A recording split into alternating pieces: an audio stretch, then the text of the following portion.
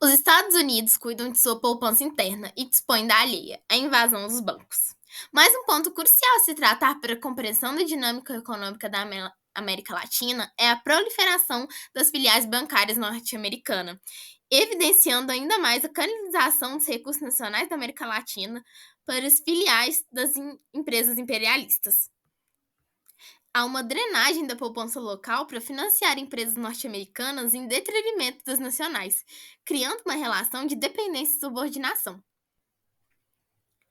A desnacionalização da indústria latino-americana é evidenciada pelo aumento exponencial das sucursais bancárias norte-americanas, de 78 em 1964 para 133 em 1967. Essa expansão se intensifica ainda mais em 1968 e 1969, quando dois grandes bancos internacionais adquirem bancos nacionais, expandindo suas operações em diversos países. Além das filiais tradicionais, há também um aumento nas atividades subsidiárias, holdings e outras entidades financeiras controladas no exterior. Essa canalização da poupança local para a empresa norte-americana estrangula o crédito para empresas nacionais, que passam a ter dificuldade de obter crédito para financiar suas operações, já que há uma priorização em oferecer crédito para as empresas estrangeiras. Similarmente a isso, os bancos latino-americanos acabam por adotar a mesma política para concessão de crédito, preferindo empresas multinacionais em detrimento das nacionais, por oferecerem garantias mais sólidas e operar em grandes volumes, o que perpetua a dependência econômica da região. Enquanto os países latino-americanos aceitam essa exploração da poupança local, o mesmo não acontece no sentido oposto, visto que os Estados Unidos não aceitam que os bancos latino-americanos se estabeleçam da mesma forma em seu país, protegendo os interesses norte-americanos, enquanto os países latino-americanos sofrem as consequências da desnacionalização de suas finanças. Um império que importa capitais.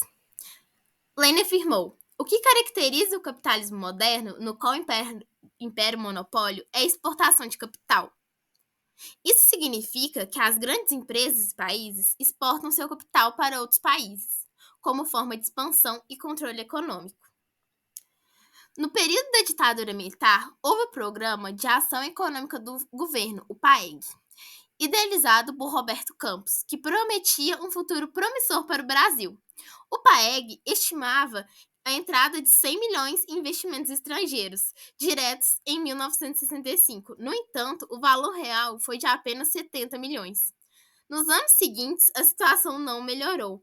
Em 1967, o investimento chegou a 67 milhões, mas a evasão de lucros, dividendos e outras remessas superou esse valor em mais de 4 vezes.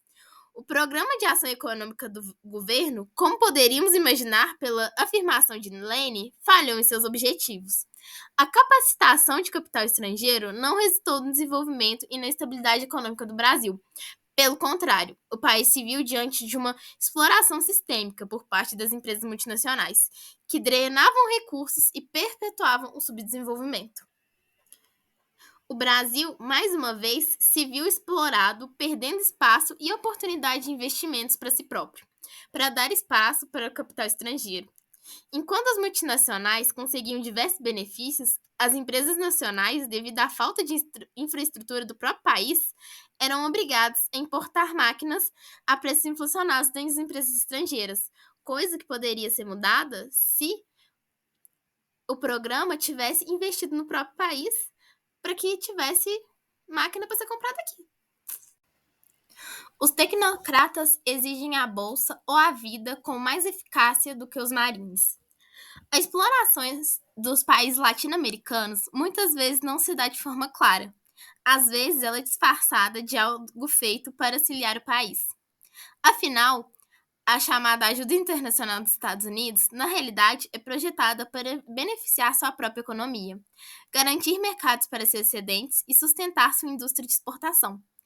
Programas de assistência como a Aliança para o Progresso e Empréstimo do Banco Mundial e a AID, Agência para o Desenvolvimento Internacional, muitas vezes servem aos interesses econômicos dos Estados Unidos e suas corporações.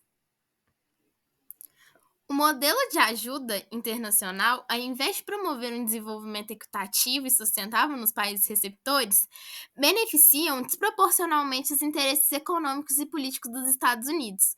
Programas que deveriam servir apenas para o desenvolvimento dos países servem como restrição de soberania, como a estabilização econômica impostos pela FMI, que muitas vezes implicam austeridade, desregulamentação e privatizações.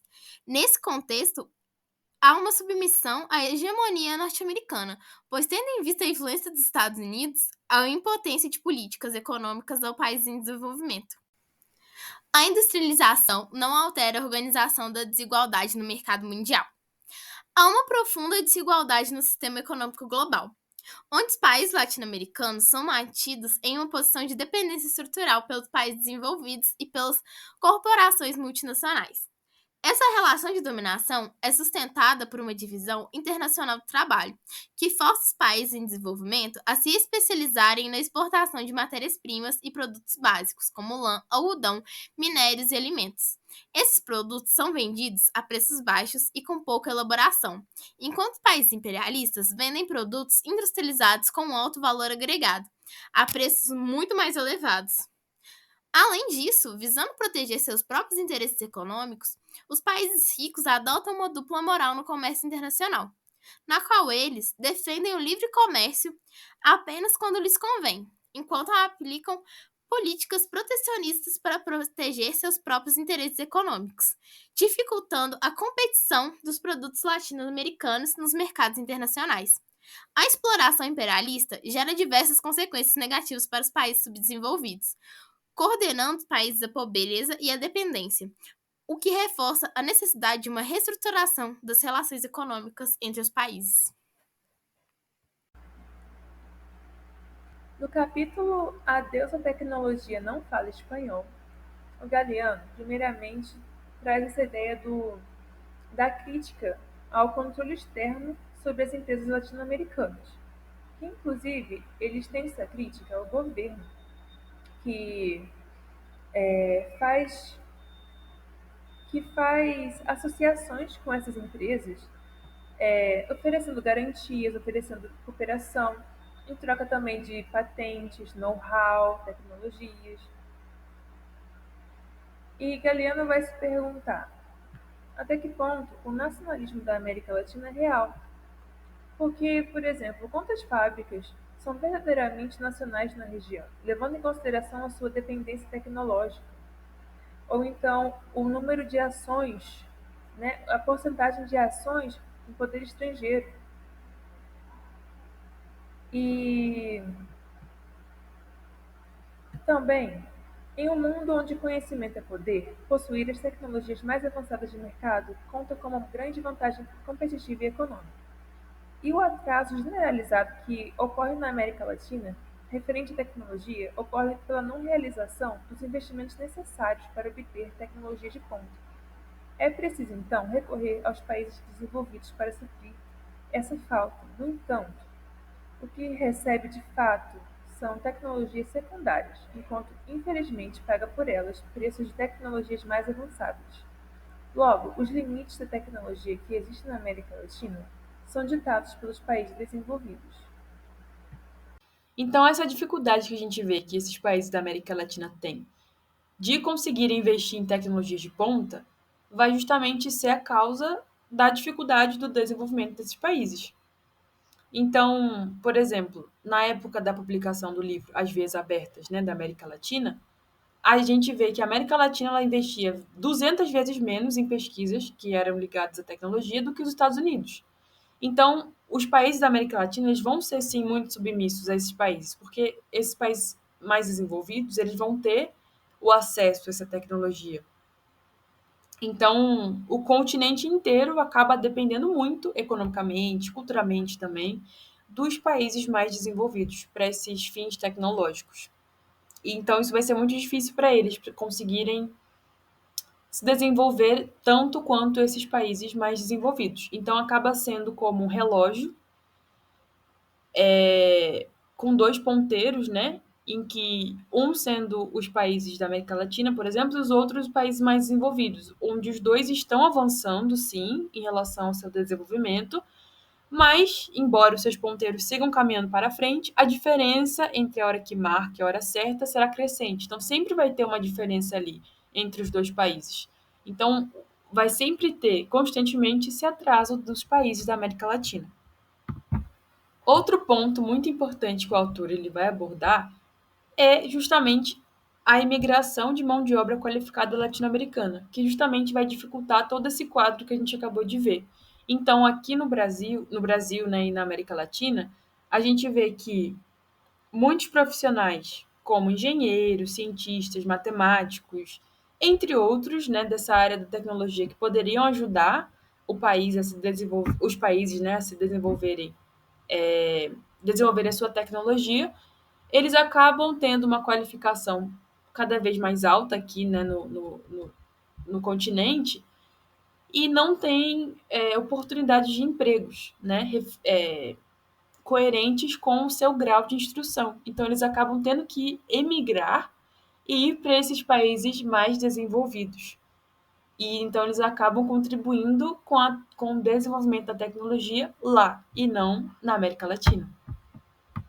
E assim, para finalizar, né, ele também vai comentar que quando a educação superior começa a desenvolver, né, ciências básicas para começar a pensar em novas tecnologias que vão além do interesse dos países desenvolvidos, tem um golpe de Estado que vai, né, ele cita, destruir a experiência sobre o pretexto de que assim é incubada a subversão.